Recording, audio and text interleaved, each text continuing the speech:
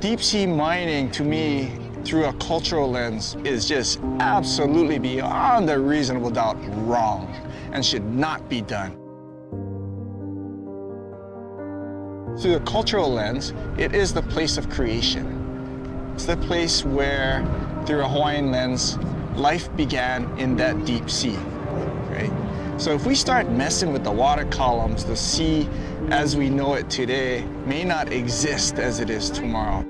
We need to raise the level of our voices, not just here at home, but to raise it within the international arena, and that we need to find our place and our seat at that table so that the international community will know that our perspective is also relevant to these times. Take a stance. Our voices matter. One voice matters. That one voice can resound into many voices, and that was exhibited here. We have knowledge to help find solutions. So, should we be optimistic? Absolutely, because the world needs optimism and it needs our innovation.